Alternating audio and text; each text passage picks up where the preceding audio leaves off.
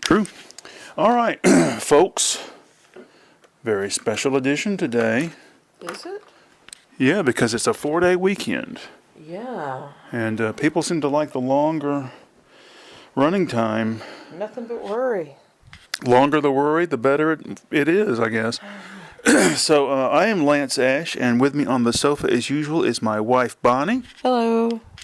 And we got a lot of things to talk about today. Well, first let's talk about your 4-day weekend and how they're really wrenching your body. Yeah, as I've mentioned on previous videos, or podcast, if you want to call it that, because there's no visual element, there's 3 of us mail handlers. That's the designation of the kind of postal worker I am at my facility. And one of us is on deployment in Iraq with the Army Reserve for 400 days. Since Which when you September. Right, when you throw in, whatever they call it, leave, or I can't remember the fancy word for it in the Army, that's only a year and a half, basically. So she's gone, and when she gets back, she's thinking about retiring from the Army Reserve with 34 years, and so maybe she'll be retiring from the post office pretty soon afterwards, too.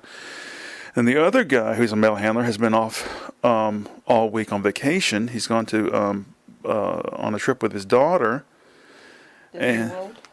Disney World and whatever all else. Anyway, and so I've been alone all week, and I didn't realize just how physically taxing the job is until this week. So I already had off Thursday night, Friday morning for a doctor's appointment. But Wednesday morning, just before I got off work, about an hour or two before I got off work, I wrenched my left shoulder blade bad, and I didn't realize how bad it was until the day went on and on after I got home, and it kept hurting and kept hurting. I couldn't sleep, it hurt so bad.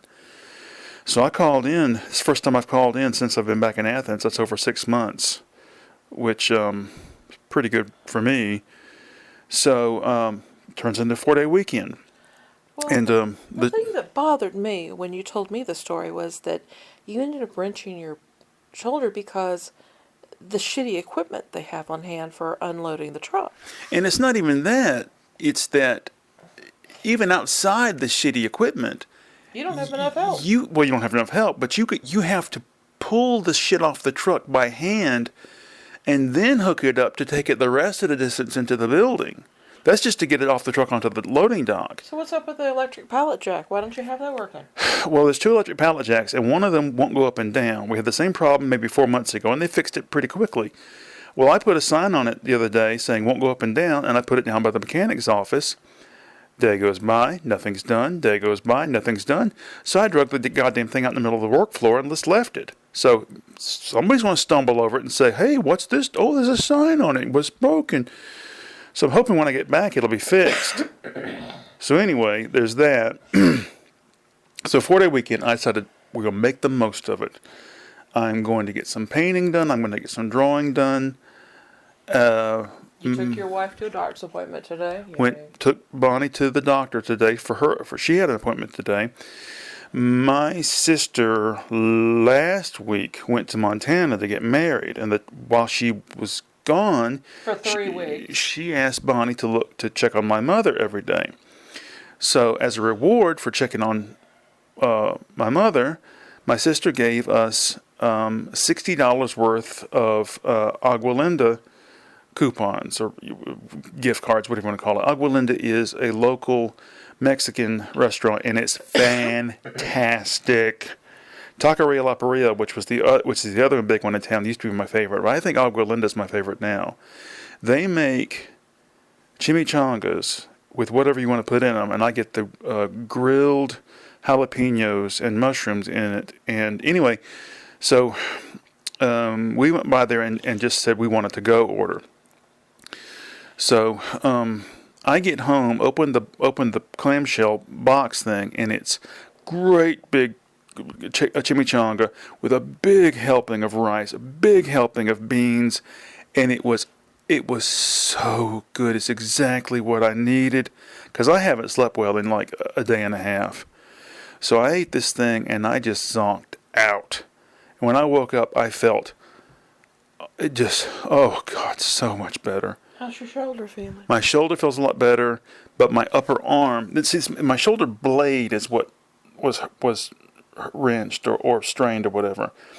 And that's pretty much healed, but my upper arm was hurting. And that feels better today, too. Look, I don't want you doing any more weights this weekend. You need to. Yeah, I should mention that tonight is my regular night to do weights, and I've just decided to forego it. Now, I still need to do crunches, but You need to be careful. But anyway, that's the first topic. Why don't you talk now, since I talked for 20 minutes straight? Oh, Jesus. You didn't talk for 20 minutes straight, babe. It's always nice having you home for an extra day. I always like it. And lately, we have just been having these gap sessions in the middle of the night. And it's been really nice. Yeah. And the topics have been all over the place. Of course, the political news is a little more positive than it has been. And, but at the same time, it's been highly infuriating. And of course, we always bitch about work, and it's just, and music and art and everything else we talk about. And one of the topics that gets us into one of the topics that I wanted to talk about, and I thought about this earlier this week, and then we saw some videos recently that really played right into this, and it's that one of the things I like about mine and Bonnie's marriage is that it's I guess you'd say modern marriage compared to marriages 100 years ago or 60 years ago or 70 years ago, where the marriage is just a formal contract agreement to start a household, to start a family, is to give a legal basis for having children and so forth. Many generations ago, the idea of the man and the woman being best friends was ludicrous. The man and woman they were to make children together, And I think a lot of that plays into the idea that we just saw this just today, a video about how women's rights have changed. Women didn't used to have any legal standing unless they were legally attached to a man in some way, either their father or a husband or some officially appointed legal guardian, like an older brother or something. And I was telling Bonnie, you see it on old TV shows where the man comes home, hey honey, I'm home from work. Now it's time for me to go out with my real best friends, which is a gang of guys, and we're going to smoke cigars and play poker all night. Yeah, my grandmother, my Maymay, her first husband, she had to get rid of because he became an alcoholic, abusive drunk. And her first love came back into her life. And they got married and had a couple of sons. But immediately he stopped with the romance and all that kind of stuff, and he wanted to be around the guys. And he was from one of those families who didn't really have to work, and he just kind of went and hung out, And so she would be left at home with the kids, and he would go down to wherever the local bar was and sit around and talk to the guys. And his nod to being a family man was, when the boys were small, he'd put them up on his shoulders and take them down to the bar and sit them on the bar with him. And I mean, later he spent time with the boys, and they got under the hood of the cars. He'd buy cars to, fix up and work on and all that kind of stuff. Old junkers. Yeah, and, it was just something to do with the boys. But again, it was with the boys. And whereas my grandma would meet together with the girls, and she had her little chat group about 4 or 5 women, and they would just Yeah, chat. that's true. That's true. Women would have Yeah. a gang of girls that would be their best friends or whatever. Yeah, I remember she would get on the phone, even when I was down there as a grandkid, she would get these calls from Maud Edwards. That's what she called her. Well, wait a minute, back up a second. Is the second guy your grandmother was with? Is that the guy that was so much older? He was. He was 25 years older than her. Jesus. He was so much older than her that she had been born to a woman who was like 19 or 20, and her husband was the same age. And so when Mr. Heath came into their lives, they always called him Mr. Heath. Now, her husband would call him by the first name when they were man on man. But my grandmother's mother called her son-in-law Mr. Heath till the day she died. Because he was older. You know, this whole thing, I think it's As a matter of fact, he predeceased her. Really? Yeah.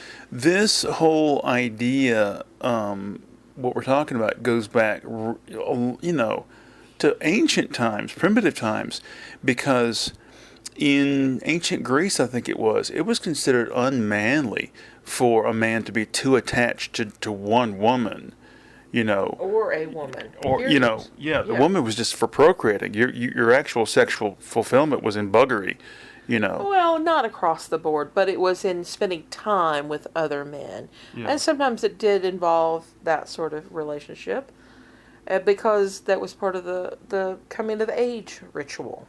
Yeah. Well, anyway, and when we were discussing this earlier, I had forgotten all about the idea of like, like I Love Lucy. Well, the guys are out at work. It's time for Ethel and Lucy to play canasta all day, or meet up with friends and play bridge or something, or But anyway, it's I'm glad that we have a modern type marriage modern. I don't know. It's. I'm about to ask a loaded question of you. Okay, go ahead. Lance. Yeah. Are you a feminist? Yes, I am a feminist. What does it mean to be a feminist? Feminism, at its fundamental definition, just means that men and women should be treated the same. They should have the same legal rights. That's it. And there's different kinds of feminism. Yes, there is out there feminism where all sex is rape. That's the Andrea Dworkin type. But the majority of it just has to do with the fact that we want equal rights. Yeah. Under the law. That's it. It's like saying that, So, one of the things that's going on right now in the manosphere, oh God help us, manosphere, is this idea that there are these men out there who are extremely dissatisfied with the pickings, who they have to pick from and choose from. And the funniest thing we saw this week was a video of men being asked about their position as being these alpha males. And the interviewer said, well, if you're so great and you're so wonderful, why aren't you married?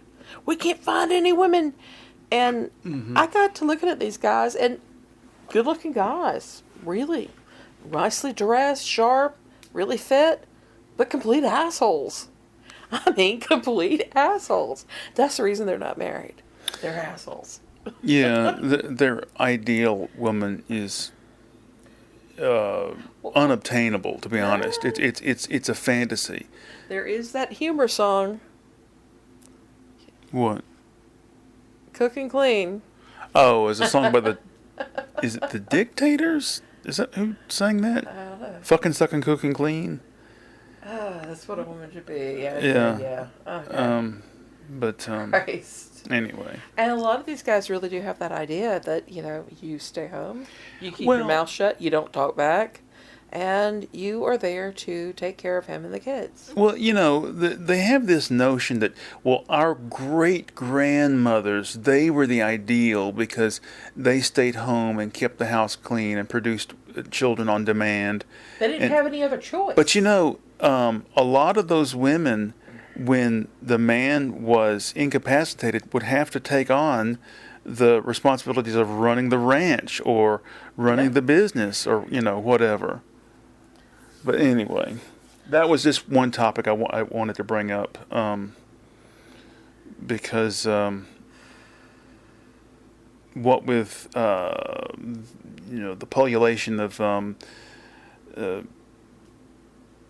internet sites where these sorts of cavemen can gripe to a mass audience, this notion is out there, and well, it's that just mass audience has been amplified in the Trump and Vance ticket. These are men who, true, at heart, very true. really do despise women.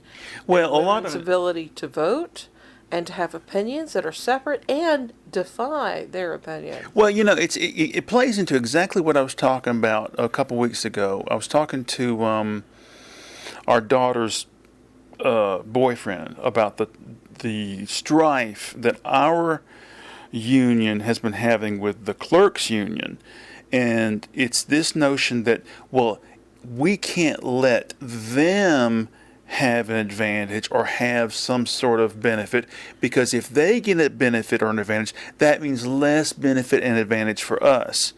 And it's a misconception. It's a failure to widen your conceptions, because it's like the notion, well, if women get rights, if women get power to do this and this, it means less power for us. No, it just means that everybody has gotten more power, more rights, more options in life. The failure to be able to conceive of a larger pie, Billy got a bigger, extra piece of pie. That means less pie for me.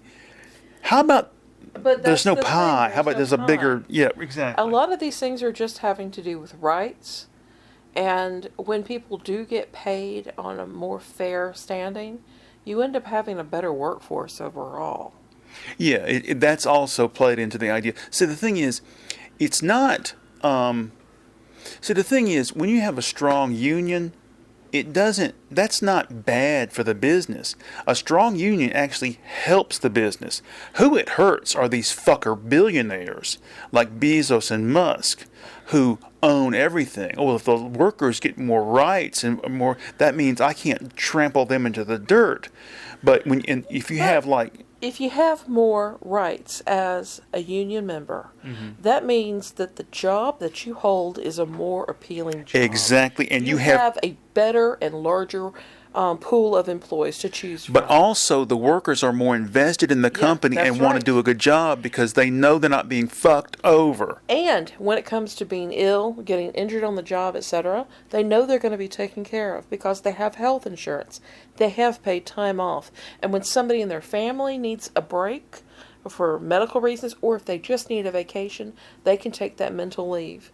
My dad jokes about, every time Lance says, I called in sick, my dad says, I used to call in well, because he had one of those jobs where when you just needed a day off for your mental sanity or for whatever you needed to do, you could take it. And that really helps. My dad was one of the most committed workers they had. He worked himself up to the top of the Social Security Administration. I can't remember the exact quote, but long time ago on The Simpsons, there was an episode where this German company buys the nuclear power plant where Homer works, and they have a meeting, and this new foreman says, well, let me ask you guys something. What is the key to, I can't remember how he phrased it, but what is the key to a productive workplace? And they're all like, I don't know. He goes, happy workers who feel secure in their jobs. Ta-da! And the guys all go, oh, yeah. That's it, folks. The Simpsons just laid it out in just a few simple words. And don't get mad at unions. Don't get mad when there's a work stoppage, etc., that may somehow or another affect you. And the train's running a little bit late. It doesn't run that day. They're just fighting for rights that everybody should have. The thing is, Republicans and Libertarians think the key to an efficient workforce is workers who are terrified of losing their job any second if they step out of line. Terrified, and that is not the way to run a business. Don't forget, right now we have a group of billionaires that are seeking to create these independent cities where all their employees will be housed there and they will shop there. And you'll wear a shot collar around your neck, so if you step out of line, they'll blow your head off. And if they this is a throwback to old times, the old mining towns up in Appalachia, where You got paid in company script. You had to live in company housing, and you could only shop at the company store. It goes back even further to medieval towns where the church ran everything. When the church bell rings one time, you do this. When the church bell rings two times, everybody drops what they're doing and does this. And that's what they want to go back to, is top-down authoritarianism. They're fundamentally anti-democratic.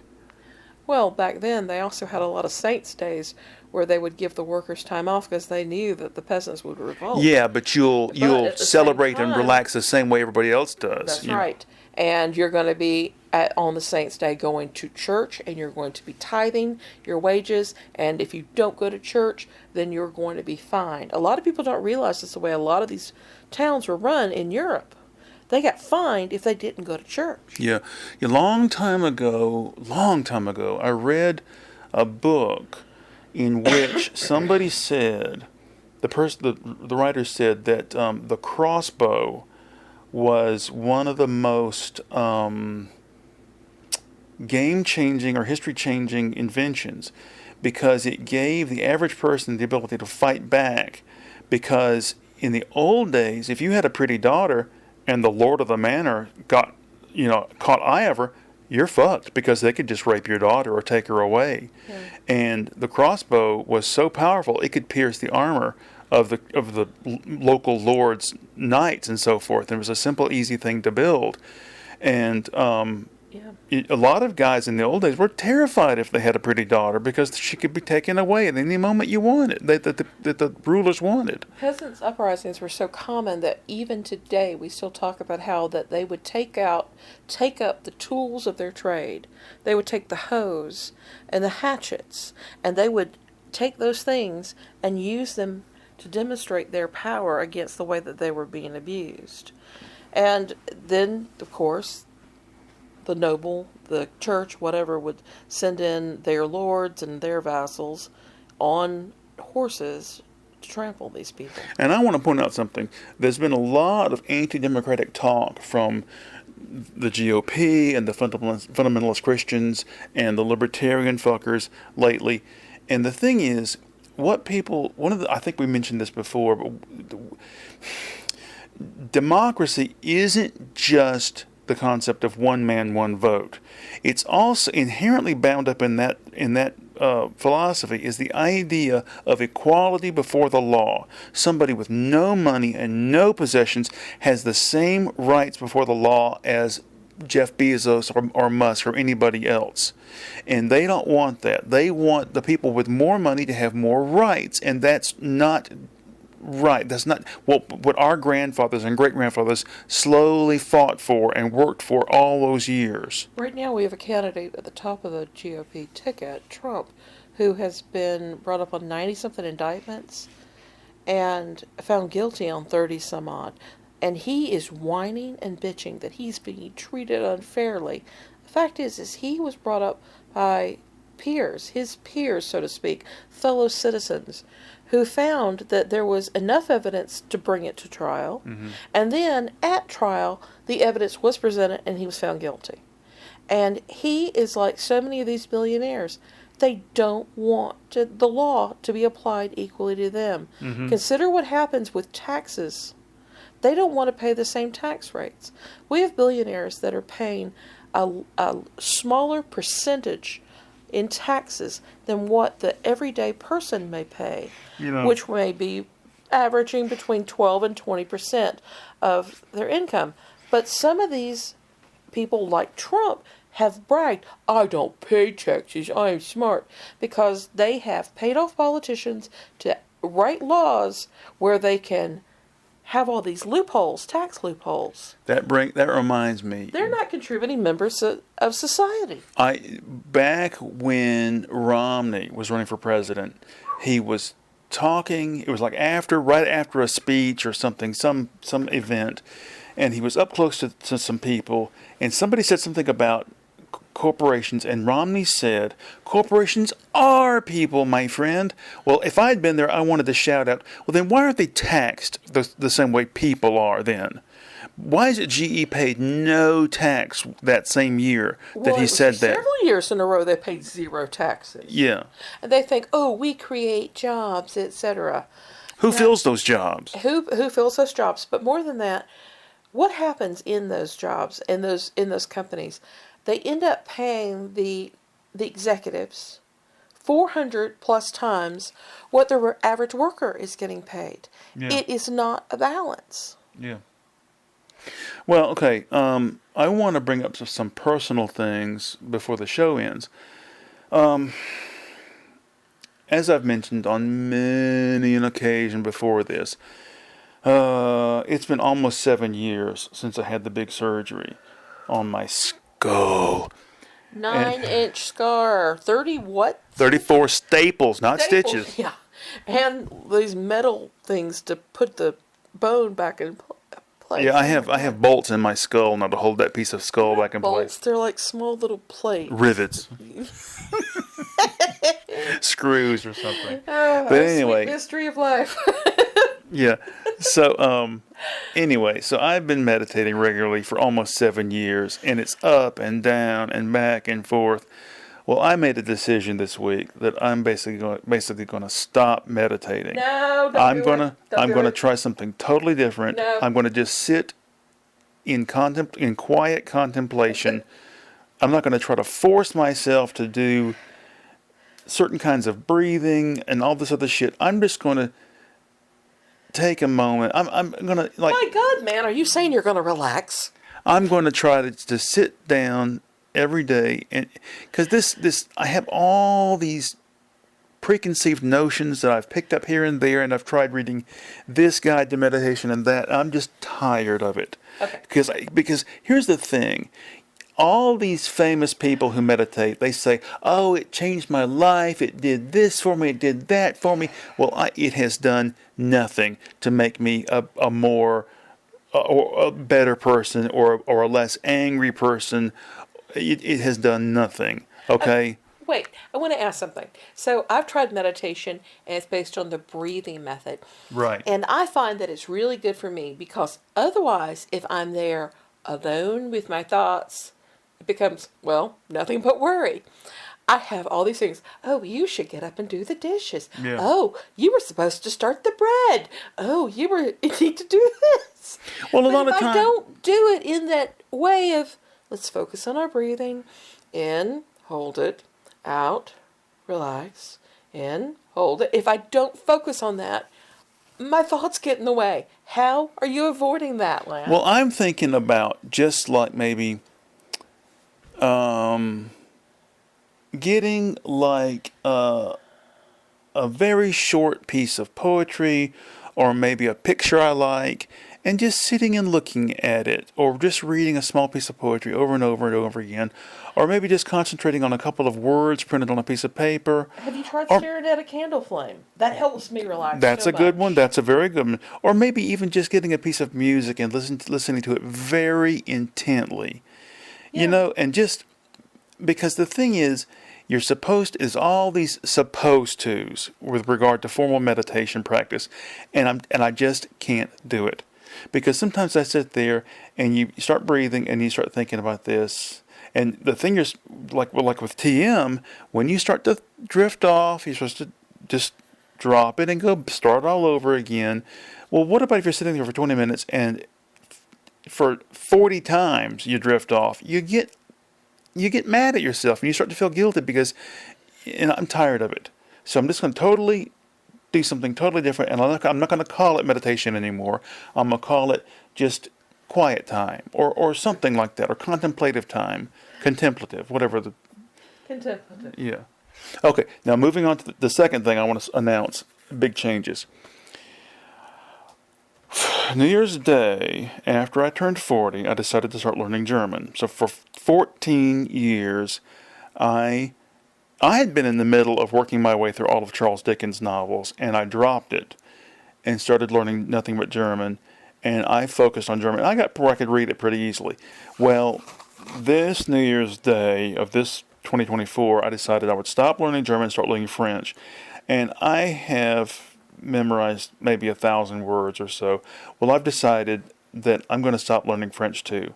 And I'm going to go back to reading books for fun. I've picked out some books. I read some stuff the last couple of days, and I had the most fun, the most just fulfillment, pleasure from just reading and not focusing on studying. And my God, everybody, I'm 54 years old. I'll be dead in another 30 years. I've got to just drop all these pretensions and just, oh God. Focus on enjoying life.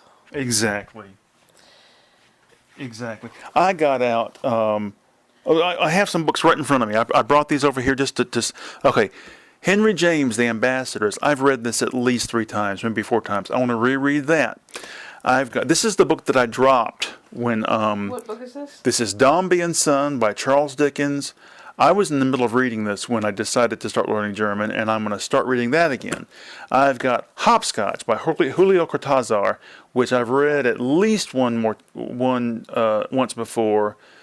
This is a great book. I'm going to reread that. And I have Stanley Kunitz's collected poems or selected poems. I want to reread that. And I'll tell you something else, and I don't care what you snobs think. I've got Lonesome Cities by Rod McEwen here. I'm going to reread that. Everyone needs gay poetry in their life, dear. I love Rod McEwen. I love the fact that he just lived his life the way he wanted, and he didn't give a flying fuck. It's good philosophy. And I'll tell you something. On the back of this book is a picture of Rod McEwen, and at the bottom of it, it says photo by Frank Sinatra. He and Sinatra were friends, which is really odd to think about. Now, was he the one that did some Jacques Brel translations? He was good friends with Jacques Brel, and he translated at least an album's worth of Jacques Brel songs and recorded them. And he was partially responsible for popularizing Brel in America. Yeah. He said that when Jacques Brel died, when he found out, he was so depressed he got drunk for a whole week and just sat in his room and was just like beside himself. They were such good friends. Do we still have that album, Jacques Brel is Alive and Well? It's over there somewhere. We don't have the LP anymore. Damn. Yeah. See, that's one of the ones we should have kept. Damn you. We should have kept all those LPs, but my God, you just don't have room. Yeah. Yeah. I didn't have, when we first moved in this house, I had all the LPs in my room, and I didn't have any shelves in my room back then, so they were just up against the wall in a long line, and you're talking about 200 LPs weigh a lot. Yeah, they do. And we counted it at one point, we had over 400. Yeah. I've kept several because I just can't get rid of some of them, but, you know. Some company in Athens called Echo Base, they make LPs, and somebody, I guess, I don't know if they were returns or if they had ordered them, but they ordered 3 giant boxes of LPs, and they weighed a ton. That was the last day I worked. I had to put those over by whatever carrier takes those. Christ. Yeah, and they were marked. One box was marked Latin, one was marked rock, and one was marked something else. But anyway, and another thing I wanted to bring up here. I got to thinking about this the other day. I got this years ago when I was working at UGA. So you're talking about over 26 years ago. There's an independent record label called Mint Records, and this is their sampler from probably 97. And I got this years ago, and I got into some of these bands because of this. Cub was an all-girl band.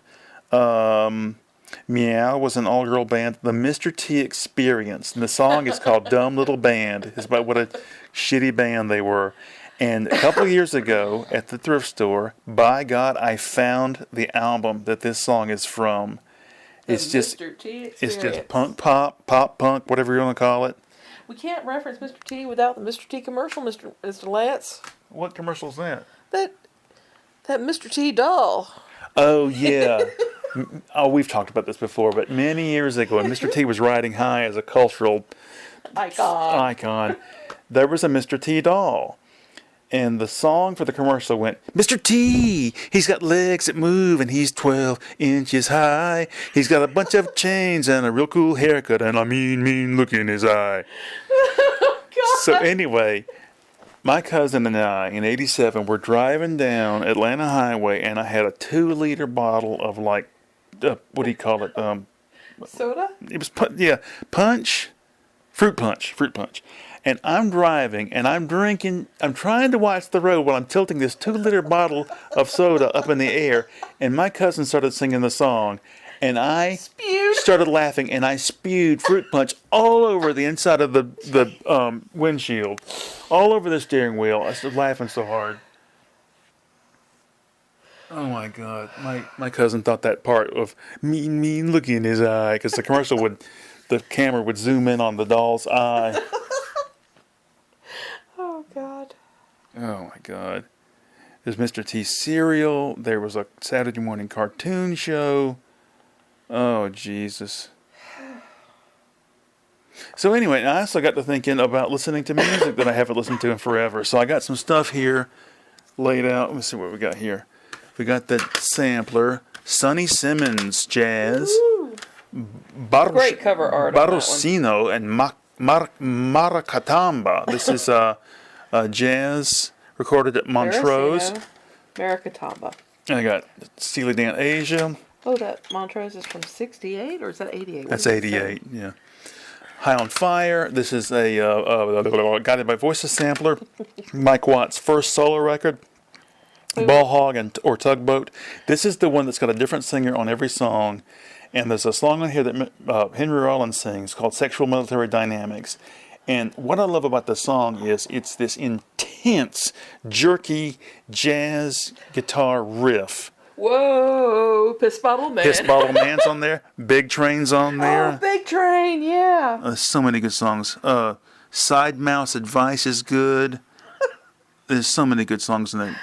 Christ. Yeah, we're going to have to listen to this. I got Godflesh's Greatest Hits, Megadeth's Countdown to Extinction, which is a great album. See, again, you've introduced me to all this great metal, but I've never been able to get into Megadeth either. Oh, I think you'd like this album. You think? Yeah, Symphony of Destruction, High Speed Dirt, Sweating Bullets is good. So many good songs on there. I've got Michael McDonald's first solo record. I've got Ministry, Filth Pig, Steel Pole. Wait, who was Ministry? Who was in Ministry? Al Jorgensen. Oh, God! Yeah. I love some of his solo stuff. What's that one where he covers the Rod Stewart song? Oh, Do You Think I'm Sexy? That's not a solo. That's his side project. Cock. What was it? Revolting Cocks. Yes. Yeah. Yeah, they do. Do You Think I'm Sexy? Hilarious. Which is really funny.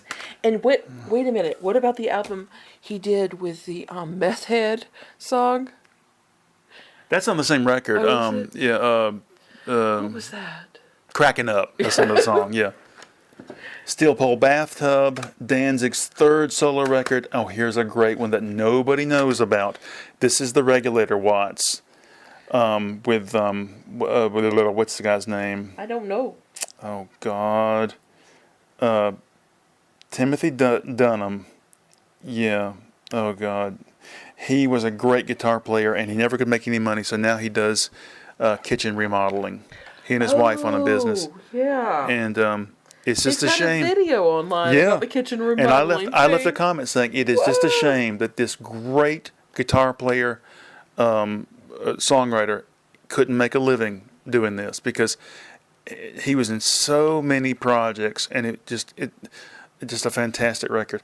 I got the band Nothing Face out, which I tried again today after many. It's not very good, to be honest. I've got a Slayer album. I've got a bunch of modern string quartets, very dissonant, jerky music. Another Slayer album, Rammstein's self-titled album, another Slayer album, and this is Erto Moreira. He was a percussionist who worked with everybody back in the 70s. And it's not very good because it's very quiet. It's almost like meditation music. Well, there you go. You need something for your meditation. Well, it's a lot of bells. You're not meditating. It's like wind chimes and shit.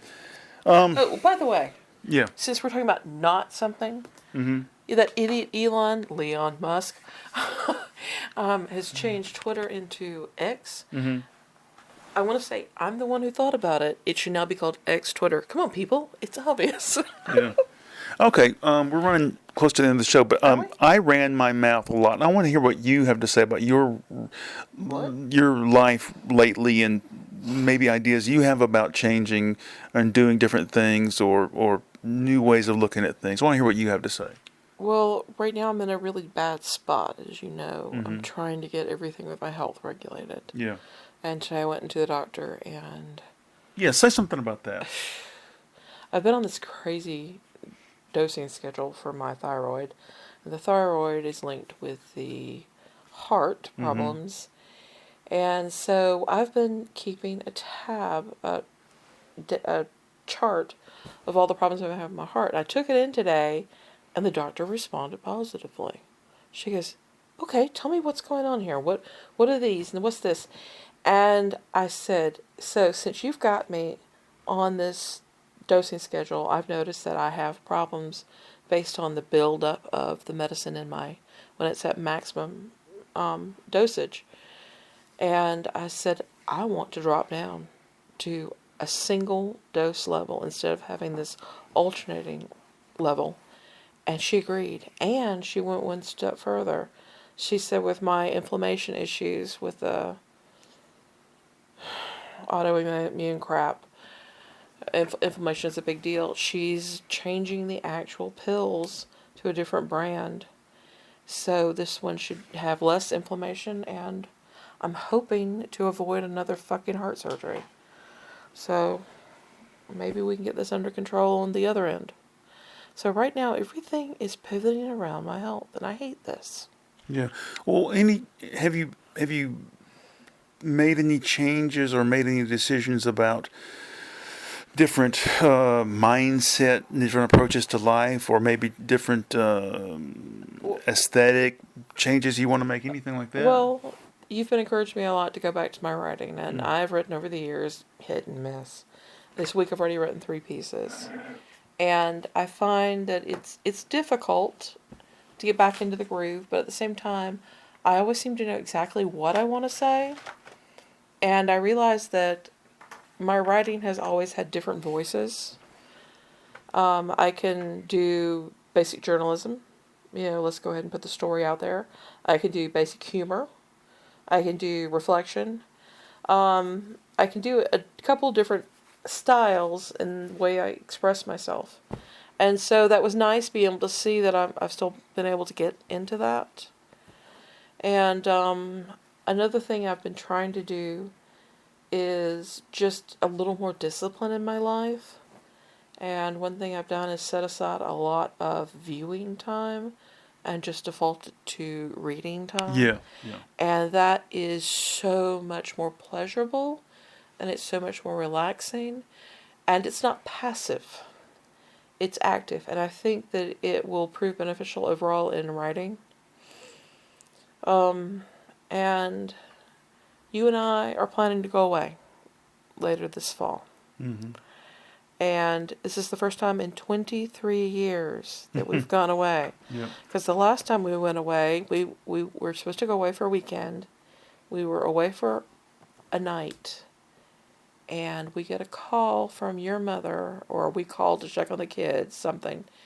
And she goes, "My brother died." So we had to cancel everything and go home.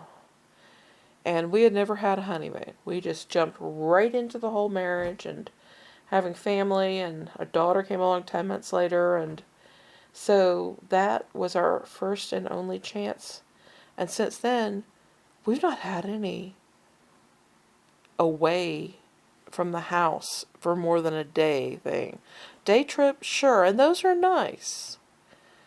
But we're going to get to go away for 3 days. And I can't wait. Yeah, and it's going to be a quiet vacation because we're bringing books, and we're going to bring a portable CD player and a couple CDs. We've got a cabin on a lake, and it has a porch and a lake. Yay! And it's going to be in the fall with the changing of the leaves, and it's hundreds upon hundreds of acres, and it's about 15 miles outside of a major city, but it's far enough off the path that we're not going to have to deal with anything. No noise. And it has a kitchen, so we can just Oh, it's more than eat that. in there if we It's want got to. 2 or 3 bedrooms and 2 full baths, a full kitchen and dining and living room. Yeah. It's a full cabin.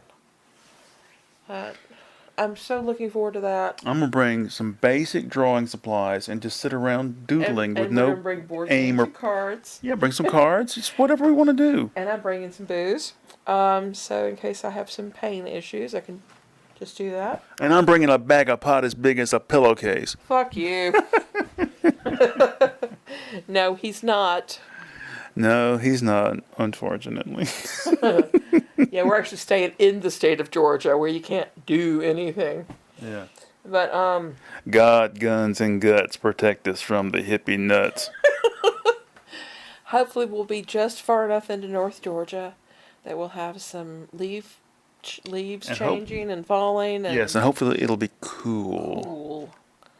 Yeah, it was even in the 80s today, and it was just, let's turn on the fucking air conditioning. Please, please, more air conditioning. When I went to the front porch, I was outside and coming back into the house. And when I opened the screen door to start to open the interior door, the heat buildup in that little area Yep. was horrible. It's that greenhouse effect, yeah.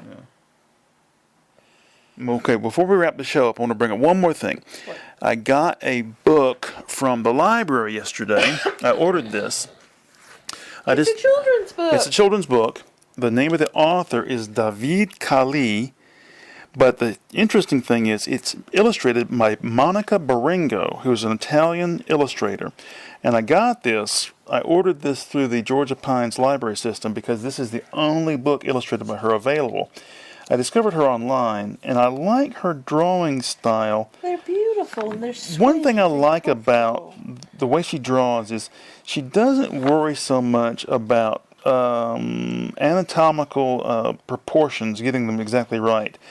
If she wants to make the hands really tiny, she will. If she wants to make the feet little tiny. But there's a uniformity in the characters in the same way that Botero, as an artist, had a certain uniform style. There is. Hers are the same way. Like, she's got the tiny little ankles, and then the bodies get really wide. And the book is called The Writer, and it's written from the perspective of the writer's little doggy.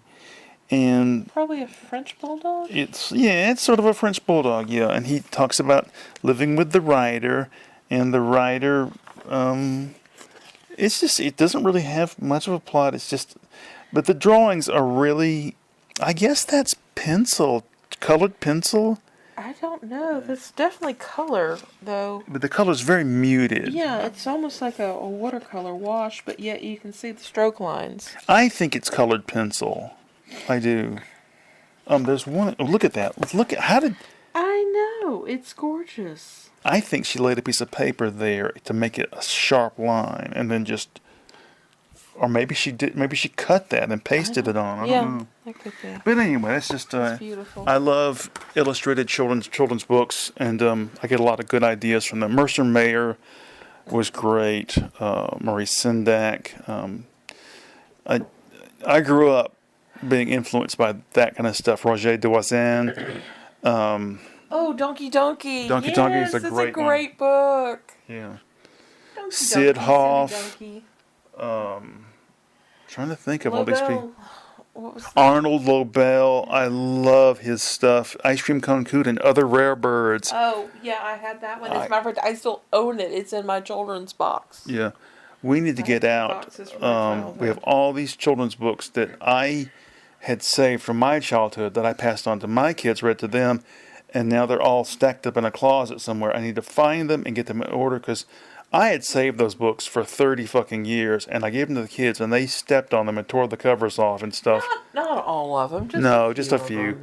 What's in the Dark? How High is Up? I'm not going in that closet again where the books are. That's the one where I had to get the snake out of. Really? Yeah, a snake had crawled up through the vent system And Peter's like, Mom, there's a snake in the house. So I went and I grabbed, yes, we own a snake basket. I put on a leather jacket and leather gloves. And I got some kind of like whisk broom or something. And I shoot it into the snake basket. But yeah, I'm not going back in that closet again. Well, that's something that really needs to be done. I have a week off.